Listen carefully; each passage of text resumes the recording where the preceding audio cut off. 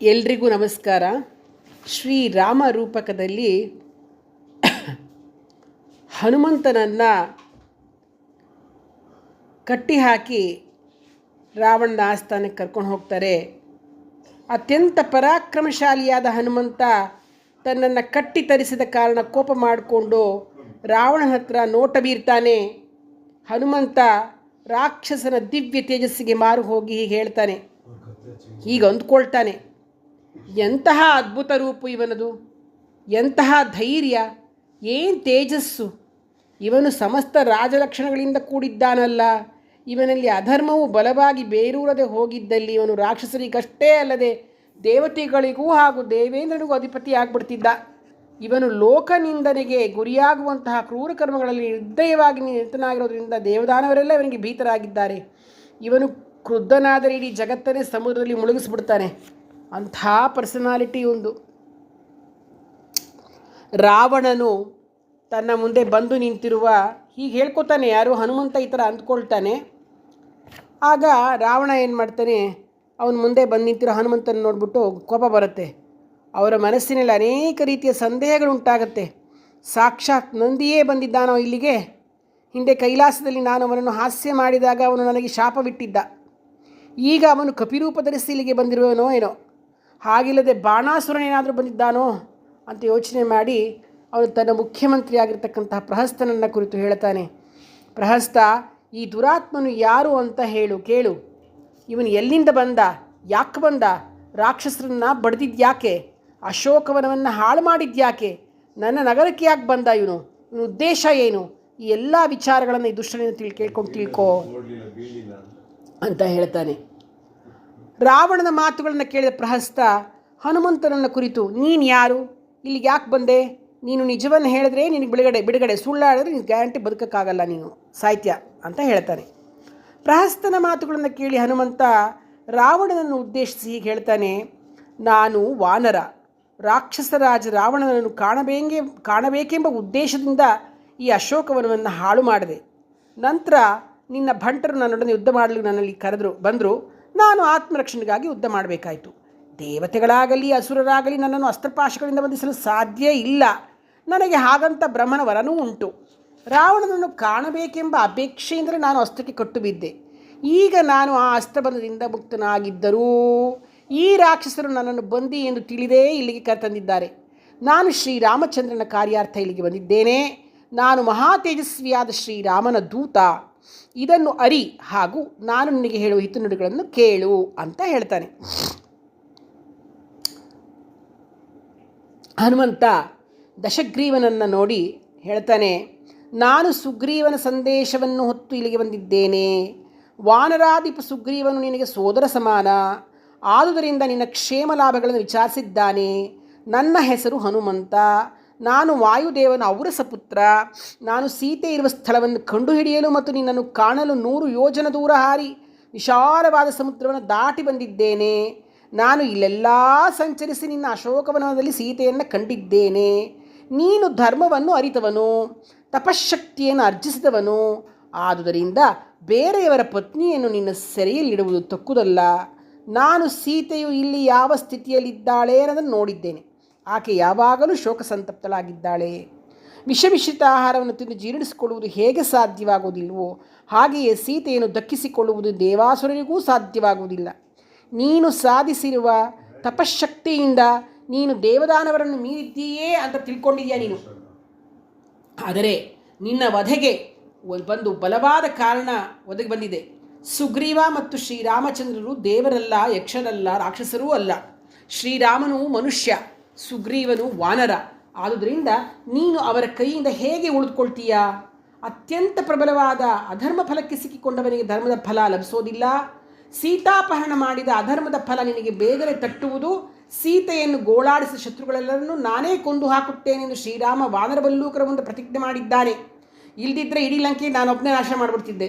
ಯಾರನ್ನು ನೀನು ನಿನ್ನ ಕೈಗೆ ಸಿಕ್ಕಿರುವ ಸೀತೆ ಎಂದು ತಿಳಿದಿದ್ದೀಯೋ ಅವಳು ಲಂಕೆಯನ್ನು ಹಾಳು ಮಾಡಲು ಆವಿರ್ಭವಿಸಿರುವ ಕಾಡಿ ಅಂತ ತಿಳಿದುಕೋ.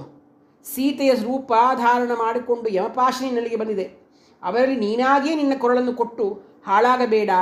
ಮಹಾ ಯಶಸ್ವಿಯಾದ ಶ್ರೀರಾಮನು ಚರಾಚರ ಸಮೇತನಾದ ಸೃಷ್ಟಿಯನ್ನು ನಾಶ ಮಾಡಿ ಮೊದಲಿನಂತೆ ಪುನರ್ಸೃಷ್ಟಿ ಮಾಡಲು ಬಲ್ಲ.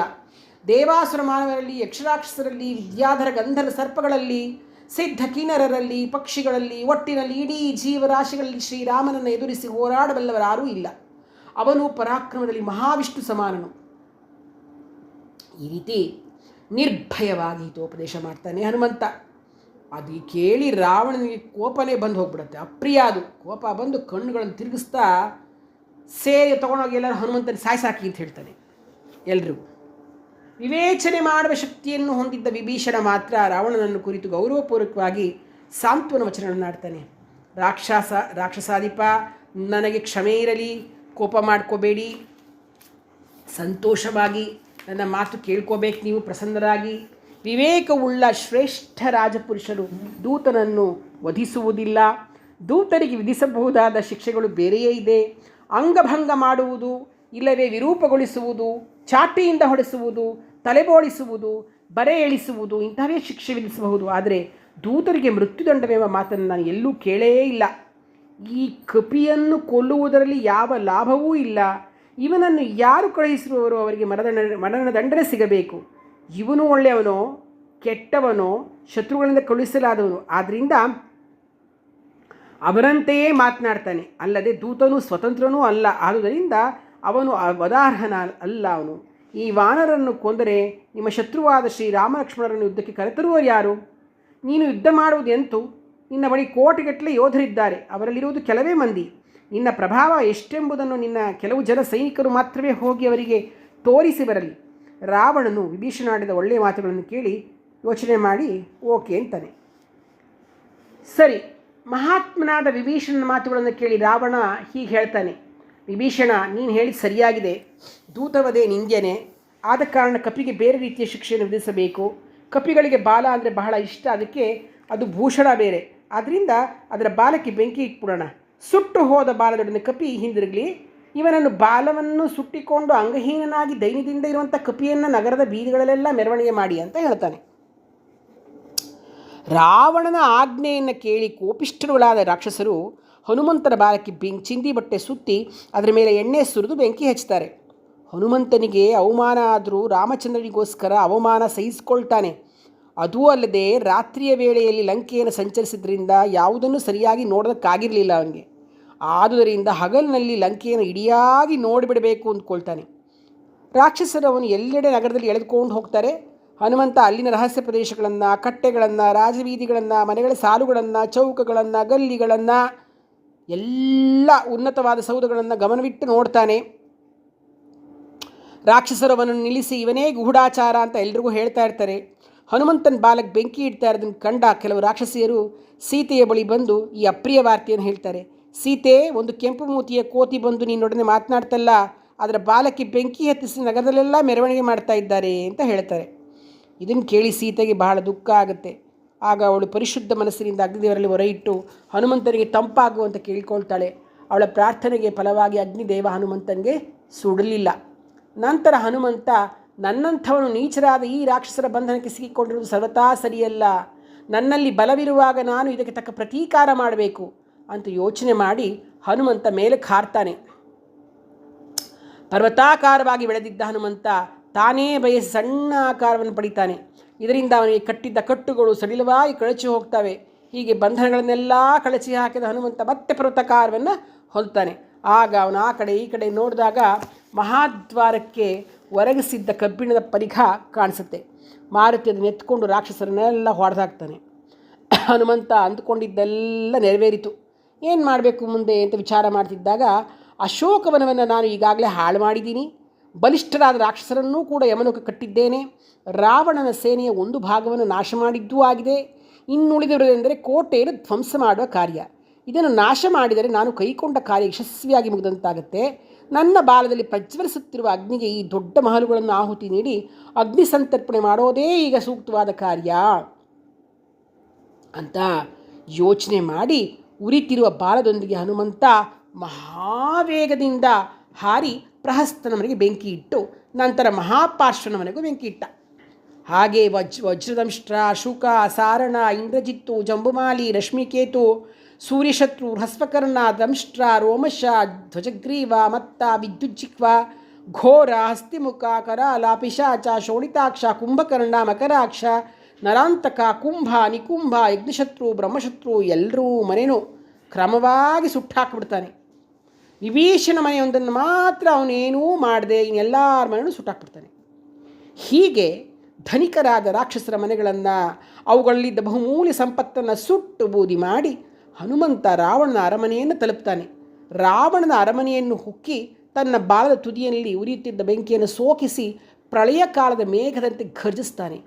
ಗಾಳಿ ಚೆನ್ನಾಗಿ ಬೀಸ್ತಾ ಇತ್ತು. ಬೆಂಕಿಯು ಕಾಲಾಗ್ನಿಯಂತೆ ಹರಡಿತು. ಇದರಿಂದ ಅರಮನೆಯ ನಾನಾ ಭಾಗಗಳಿಗೆ ಬೆಂಕಿ ಚಾಚಿಕೊಂಡು ಪೂರ್ಣವಾಗಿ ಸುಟ್ಟು ಹೋದವು. ಉರಿತಿರುವ ಮನೆಗಳಿಂದ ವಜ್ರ, ಹವಳ, ನೀಲ, ಮುತ್ತು, ಚಿನ್ನ, ಬೆಳ್ಳಿ ಮುಂತಾದ ಲೋಹಗಳು ಕರಗಿ ನೀರಾಗಿ ಹರಿಯೋದನ್ನು ಹನುಮಂತ ನೋಡ್ತಾನೆ. ರುದ್ರನು ತ್ರಿಪುರವನ್ನು ಸುಟ್ಟ ಹಾಗೆ ಹನುಮಂತ ಲಂಕೆಯನ್ನು ಸುಟ್ಟು ಹಾಕ್ತಾನೆ. ಲಂಕಾಪುರಿ ಇದ್ದಕ್ಕಿದ್ದಂತೆ ದಗ್ಧವಾಗಿ ಹೋಗುತ್ತೆ. ಅಲ್ಲಿನ ಜನರು ದೀನರಾಗಿ ಬಿಕ್ಕಿ ಬಿಕ್ಕಿ ಅಳ್ತಾರೆ. ಈ ರೀತಿಯಲ್ಲಿ ಲಂಕೆಯನ್ನು ಬಹುವಾಗಿ ಧ್ವಂಸಗೊಳಿಸಿ ವಾನರ ಶಿರೋಮಣಿ ಮಹಾಕಪಿ ಹನುಮಂತ ಸಮುದ್ರದ ಜಲದಲ್ಲಿ ತನ್ನ ಬಾಲವನ್ನು ಅದ್ದಿ ಅಗ್ನಿಯನ್ನು ನಂದಿಸ್ತಾನೆ. ಇಡೀ ಲಂಕೆಯೇ ಹತ್ತಿ ಉರಿದು ರಾಕ್ಷಸರೆಲ್ಲ ಭಯಭೀತರಾಗಿ ಓಡೋದನ್ನು ಕಂಡು ಸೀತೆ ಏನಾದರೂ ಸುಟ್ಟೋದ್ಲೋ ಅನ್ನೋ ಭೀತಿ ಬೇರೆ ಹನುಮಂತನ ಚಿಂತೆ ಮಾಡುತ್ತೆ. ಅಲ್ವೇ, ಎಲ್ಲ ಸುಟ್ಟೋಗ್ಬಿಟ್ರಿ ಇನ್ನು ಅವಳಿಗೇನಾಗ್ಬಿಡ್ತು ಅಂತ ತನ್ನ ಬಗ್ಗೆ ನನಗೆ ತಿರಸ್ಕಾರ ಉಂಟಾಗಿ ತನ್ನನ್ನು ತಾನು ನಿಂದಿಸ್ಕೊಳ್ತಾನೆ. ಅಯ್ಯೋ, ಲಂಕೆಯನ್ನು ಸುಡಲು ಹೋಗಿ ಎಂತಹ ಹೀನ ಕಾರ್ಯ ಮಾಡಿಬಿಟ್ಟೆ ನಾನು. ಬುದ್ಧಿಗೇಡಿ, ನಿರ್ಲಜ್ಜ, ಮಹಾಪಾಪಿಷ್ಠ. ಸೀತೆಯೂ ಲಂಕೆಯಲ್ಲಿ ಇದ್ದಾಳೆಂಬ ವಿಚಾರ ಮಾಡಿದೆ ನಾನು ಲಂಕೆಗೆ ಬೆಂಕಿ ಇಟ್ಟನಲ್ಲ. ಇಡೀ ಲಂಕೆಯು ಭಸ್ಮಗೊಂಡಿರುವಾಗ ಆರ್ಯ ಜನಕಿಯೂ ದಗ್ಧಳಾಗದೆ ಉಳಿಯುವುದು ಸಾಧ್ಯವೇ? ಹೀಗೆ ಮಾಡಿ ನಾನು ಸ್ವಾಮಿ ಕಾರ್ಯವನ್ನು ಕೆಡಿಸಿದನಲ್ಲ. ಸೀತೆಯು ನಾಶವಾದರೆ ಶ್ರೀರಾಮ ಲಕ್ಷ್ಮಣರು ಉಳಿಯೋದಿಲ್ಲ. ಸುಗ್ರೀವನು ಬಂಧು ಸಮೇತನಾಗಿ ಪ್ರಾಣ ಬಿಡುತ್ತಾನೆ. ಭರತ ಶತ್ರುಘ್ನರು ಉಳಿಯೋದಿಲ್ಲ. ಹೀಗೆ ಧರ್ಮನಿಷ್ಠನಾದ ಇಕ್ಷ್ವಾಕು ವಂಶ ಹೇಳ ಹೆಸರು ಇಲ್ಲದಂತಾಗುತ್ತಲ್ಲ. ನಾನು ರೋಷವೆಂಬ ದೋಷಕ್ಕೆ ಗುರಿಯಾಗಿ ಇಂತಹ ಅನಾಹುತಕ್ಕೆ ಕಾರಣನಾಗುವನಲ್ಲ ಅಂತ ಯೋಚನೆ ಮಾಡಿ ಬಹಳಷ್ಟು ಅವನಿಗೆ ಒಳಗಾಗಿದ್ದಾಗ ಅನೇಕ ಶುಭ ಶಕುನಗಳು ಉಂಟಾಗುತ್ತೆ. ಇಂತಹ ಶುಭ ಶಕುನಗಳ ಶುಭ ಫಲಗಳನ್ನು ಅವನು ಬಹಳ ಬೇಗ ಹಿಂದೆಯೇ ಕಂಡಿದ್ದ. ಅವನು ಆದ್ದರಿಂದ ಮತ್ತೆ ಯೋಚಿಸ್ತಾನೆ. ಸೀತೆಯು ತನ್ನ ತೇಜೋಬಲದಿಂದಲೇ ಬದುಕಿ ಉಳಿತಾಳೆ. ಸೀತೆ ಸ್ವತಃ ಅಗ್ನಿ ಸದೃಶಳವಳು. ಆದ್ದರಿಂದ ಅಗ್ನಿಯು ಸುಡುವುದು ಸಾಧ್ಯವೇ? ಆಗಲ್ಲ. ಸೀತೆ ಭಗವಂತನ ಪತ್ನಿ, ಶ್ರೀರಾಮನ ಪತ್ನಿಯವಳು. ಅವಳು ತನ್ನ ಪಾತಿವ್ರತ್ಯ ಬಲದಿಂದ ರಕ್ಷಿತಳು. ಬೆಂಕಿ ಅವಳನ್ನು ಮುಟ್ಟಲಾರದು. ಅಗ್ನಿಯ ಸ್ವಭಾವವೇ ಸುಡುವುದು. ಆದರೆ ಸೀತೆಯ ಪ್ರಭಾವದಿಂದ ನನ್ನ ಬಾಲವೇ ದಹಿಸಲಿಲ್ಲ. ಹೀಗಿರುವಾಗ ಅಗ್ನಿಯು ಸೀತೆಯನ್ನು ಸುಡಲು ಸಾಧ್ಯವಿಲ್ಲ ಅಂತ ಯೋಚನೆ ಮಾಡ್ತಾನೆ. ಆಗ ಮಹಾತ್ಮರಾದ ಚಾರಣರು ಆಡಿದ ಮಾತು ಅವಳಿಗೆ ಕೇಳಿಸುತ್ತವೆ. ಆಹಾ, ಏನು ಅದ್ಭುತ! ಹನುಮಂತನು ರಾಕ್ಷಸನ ಮನೆಗಳಿಗೆ ಬೆಂಕಿ ಇಟ್ಟು ಬಹು ಅಸಾಧ್ಯವಾದ ಕಾರ್ಯ ಮಾಡಿದ್ದಾನೆ. ಇಡೀ ನಗರದ ಮನೆಗಳು, ಪ್ರಾಕಾರಗಳು, ಕೋಣೆಗಳು ಸುಟ್ಟು ಹೋದರೂ ಸೀತೆಗೆ ಮಾತ್ರ ಏನೂ ಅಪಾಯವಾಗಿಲ್ಲ. ಇದೆಂತಹ ಅದ್ಭುತವೋ ಅಂತ ಇವರು ಚಾರಣರು ಹೇಳ್ತಾ ಇರೋ ಮಾತು ಕೇಳಿಸ್ಬಿಡುತ್ತೆ. ಈ ಮಧುರ ವಚನಗಳನ್ನು ಕೇಳಿಸ್ಕೊಂಡ ಮೇಲೆ ಹನುಮಂತನಿಗೆ ಸಂತೋಷ ಆಗುತ್ತೆ.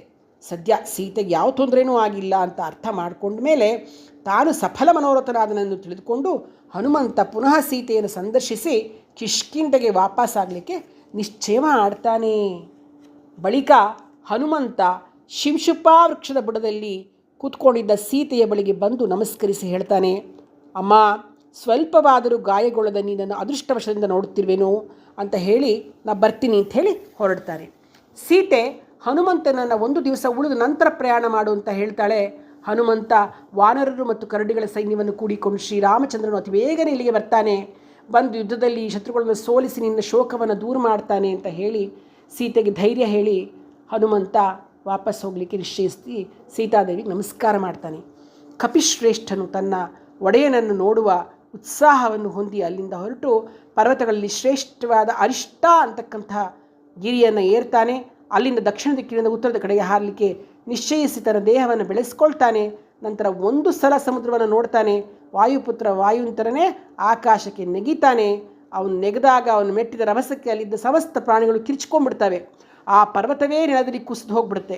ಯಾವ ಸಮುದ್ರದ ಅಲೆಗಳು ಮೇಲೇರಿ ತೀರವನ್ನು ಅಪ್ಪಳಿಸುತ್ತಿದ್ದವೋ ಅಂತಹ ಮಹಾಸಾಗರವನ್ನು ಲೀಲಾಜಾಲವಾಗಿ ದಾಟುವೆನೆಂದು ಬಗೆದ ಹನುಮಂತ ಆಕಾಶದ ಅಂಗಳಕ್ಕೆ ನೆಗಿತಾನೆ. ಸಮುದ್ರದಂತೆಯೇ ಇದ್ದ ಆಕಾಶ ಸಾಗರವನ್ನು ಹನುಮಂತ ರೆಕ್ಕೆಗಳಿರುವ ಪರ್ವತದಂತೆ ದಾಟ್ತಾನೆ. ಹನುಮಂತ ಹಾರ್ಕೊಂಡು ಬರ್ತಿದ್ದಾಗ ಆಕಾಶವನ್ನೇ ನುಂಗಿಬಿಡುವೆನೋ ಎಂಬಂತೆ ಅತ್ಯಂತ ರಭಸದಿಂದ ಹೋಗುತ್ತಿದ್ದ. ಮೇಘಗಳ ಸಮೂಹವನ್ನು ಸೀಳಿಕೊಂಡು ನುಗ್ತಾ ಇದ್ದ, ಹಾರ್ತಾ ಇದ್ದ. ಹೀಗೆ ಮಹೇಂದ್ರ ಪರ್ವತವನ್ನು ಹಾಗೆ ಎಲ್ಲವನ್ನು ದಾಟಿ ಕಡೆಗೆ ಅವನು ಸಮುದ್ರದ ದಾಟ್ಕೊಂಡು ಬರ್ತಾನೆ. ಹನುಮಂತ ಬಂದಾಗ ಇತ್ಲ ಕಡೆ ವಾಯುಪುತ್ರನನ್ನು ನೋಡಬೇಕು ಅಂಥೇಳಿ ಅಲ್ಲೇ ಕೂತ್ಕೊಂಡು ಕಾಯ್ತಿದ್ದ ಮಹಾಬಲಿಷ್ಠರಾದ ಕಪಿನಾಯಕರು ಹನುಮಂತನ ಒಂದು ಗರ್ಜನೆಯನ್ನು ಕೇಳಿ ಉತ್ಸಾಹಿತರಾದರು. ಅಪ್ಪ, ಅದರಲ್ಲಿ ಯಾಕೆಂದರೆ ಎಲ್ಲ ಕಾಯ್ತಾ ಇದ್ದಾರಲ್ಲ ಅವನು ಹೋಗಿ ಬರ್ತಾನೆ ಅಂತ. ಅವ್ರನ್ನ ಬಂತಿದ್ದಂಗೆ ಇವರಿಗೆಲ್ಲ ಸಂತೋಷ. ಅವರಲ್ಲಿ ಮುಖ್ಯವಾದ ಜಾಂಬವಂತ ಅಂತೂ ಸಂತೋಷದಿಂದ ಹಿಗ್ಗುತ್ತಾ ಕಪಿಗಳನ್ನು ಕುರಿತು ಹೀಗೆ ಹೇಳ್ತಾನೆ: ಹನುಮಂತನು ಕಾರ್ಯ ಸಾಧನೆ ಮಾಡಿಕೊಂಡು ಬಂದಿದ್ದಾನೆಂಬ ವಿಚಾರದಲ್ಲಿ ಸಂದೇಹಕ್ಕೇ ಎಡೇ ಇಲ್ಲ. ಅವನು ಕೃತಕಾರ್ಯನಾಗದೆ ಹೋಗಿದ್ದರೆ ಹೀಗೆ ಗರ್ಜಿಸ್ತಾ ಇರಲಿಲ್ಲ ಅಂತ ಹೇಳ್ತಾನೆ. ಸರಿ, ಆಕಾಶದಲ್ಲಿ ಮೇಘವು ಬರುವಂತೆ ಹಾರಿ ಬರುತ್ತಿದ್ದ ಹನುಮಂತನನ್ನು ಕಂಡು ವಾನರರೆಲ್ಲ ಸಂತೋಷವಾಗಿ ನಿಂತ್ಕೊಂಡ್ಬಿಟ್ಟಿದ್ದಾರೆ.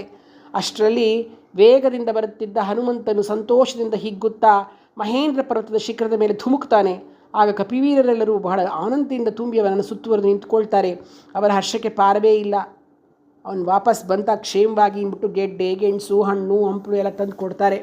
ಹನುಮಂತ, ಜಾಂಬವಂತ ಮೊದಲಾದ ಹಿರಿಯರಿಗೂ ಹಾಗೂ ಯುವರಾಜನಾದ ಅಂಗದನಿಗೂ ನಮಸ್ಕಾರ ಮಾಡ್ತಾನೆ. ಜಾಂಬವಂತ ಮತ್ತು ಅಂಗದರು ಹನುಮಂತನನ್ನು ಆದರಿಸ್ತಾರೆ. ಉಳಿದ ವಾನರರು ಅವನಿಗೆ ಗೌರವ ಸಲ್ಲಿಸ್ತಾರೆ. ಹನುಮಂತ ಸೀತೆಯನ್ನು ಕಂಡೆ ಅಂತ ಹೇಳ್ತಾನೆ. ಅನಂತರ ಹನುಮಂತನು ವಾಲಿಪುತ್ರ ಅಂಗದನ ಕೈಯನ್ನು ಹಿಡಿದುಕೊಂಡು ಆ ಮಹೇಂದ್ರ ಪರ್ವತದ ರಮಣೀಯ ಪ್ರದೇಶಕ್ಕೆ ಬಂದು ಕೂತ್ಕೊಳ್ತಾನೆ. ಕಪಿವೀರರನ್ನು ನೋಡಿ ಹೇಳ್ತಾನೆ: ಸ್ನೇಹಿತರೆ, ಸೀತೆಯು ಲಂಕೆಯ ಅಶೋಕವನದಲ್ಲಿದ್ದಾಳೆ. ಆಕೆಯನ್ನು ನಾನು ಅಲ್ಲಿಯೇ ಕಂಡೆ. ಅತ್ಯಂತ ಭಯಂಕರ ಆಕಾರವುಳ್ಳ ರಾಕ್ಷಸಿಯರು ಆಕೆಗೆ ಕಾವಲಾಗಿದ್ದಾರೆ. ಆಕೆ ಶ್ರೀರಾಮನ ದರ್ಶನಕ್ಕಾಗಿ ಕಾಯುತ್ತಿದ್ದಾಳೆ. ಉಪವಾಸದಿಂದ ಕುಶಳಾಗಿದ್ದಾಳೆ ಅಂತ. ಈ ಮಾತನ್ನು ಕೇಳಿ ಕಪಿಗಳಿಗೆಲ್ಲ ಸಂತೋಷ ಉಬ್ಬಿ ಹೋಗ್ತಾರೆ. ಹನುಮಂತನಾಡಿದ ಮಾತುಗಳನ್ನು ಕೇಳಿ ಅಂಗದ ವಾನರ ವೀರರ ನಡುವೆ ಹೀಗೆ ಹೇಳ್ತಾನೆ: ವಾನರೋತ್ತಮನೇ, ಸತ್ಯಪರಾಕ್ರಮಗಳಲ್ಲಿ ನಿನಗೆ ಸರಿಸಾಟಿಯಾದವರು ಇನ್ನೊಬ್ಬರಿಲ್ಲ. ಇಂತಹ ವಿಶಾಲವಾದ ಸಮುದ್ರವನ್ನು ದಾಟಿದ್ದೂ ಅಲ್ಲದೆ ಹಿಂತಿರುಗಿ ಬಂದಿದ್ದೀಯಾ. ನೀನು ನಮ್ಮೆಲ್ಲರ ಪ್ರಾಣವನ್ನು ಉಳಿಸಿದ್ದೀಯಾ. ನಿನ್ನ ಅನುಗ್ರಹದಿಂದಲೇ ನಾವು ಕಾರ್ಯವನ್ನು ಸಾಧಿಸಿದಂತಾಯಿತು. ಈಗ ನಾವೆಲ್ಲ ರಾಮನ ಬಳಿಗೆ ಹೋಗುವಂತಹ ಅವಕಾಶವನ್ನು ನೀನು ತಂದುಕೊಟ್ಟೆ. ಇನ್ನು ಶ್ರೀರಾಮನಿಗೆ ಸೀತೆಯ ವಿರಹದ ದುಃಖ ಕೊನೆಗೊಳ್ಳುತ್ತೆ. ಹನುಮಂತ ತಾನು ಲಂಕೆಗೆ ಹೋಗಿ ಒಂದು ವಿಷಯವನ್ನು ಡೀಟೇಲಾಗಿ ಹೇಳ್ತಾನೆ ಎಲ್ರಿಗೂ. ಹೀಗೆ ಕೀರ್ತಿಯನ್ನು ಸಂಪಾದಿಸಿಕೊಂಡು ಬಂದ ಹನುಮಂತ ಅಂಗದ ಕುಮಾರರು ಸಂತೋಷದಿಂದ ಕುಳಿತುಕೊಂಡಿದ್ದಾಗ ಎತ್ತರವಾದ ಆ ಮಹೇಂದ್ರ ಪರ್ವತಕ್ಕೆ ರಮಣೀಯಾದ ಶೋಭೆ ಬಂದಂಗೆ ಕಾಣಿಸ್ತಾ ಇರುತ್ತೆ. ಹೀಗೆ ಹನುಮಂತ ಲಂಕೆಯನ್ನು ಸುಟ್ಟು ಬಂದ ವಿಷಯಗಳನ್ನೆಲ್ಲವನ್ನು, ಸೀತೆಯನ್ನು ಕಂಡು ಬಂದ ವಿಷಯವನ್ನೆಲ್ಲ ವಾನರರಿಗೆ ಹೇಳ್ತಾ ಎಲ್ಲರೂ ಮಾತಾಡ್ತಾ ಕೂತ್ಕೊಂಡಿದ್ದಾರೆ. ಮುಂದಿನ ಭಾಗದಲ್ಲಿ ಸುಂದರಕಾಂಡದ ಕಡೆಯ ಭಾಗವನ್ನು ಹೇಳ್ತೇನೆ. ಧನ್ಯವಾದಗಳು.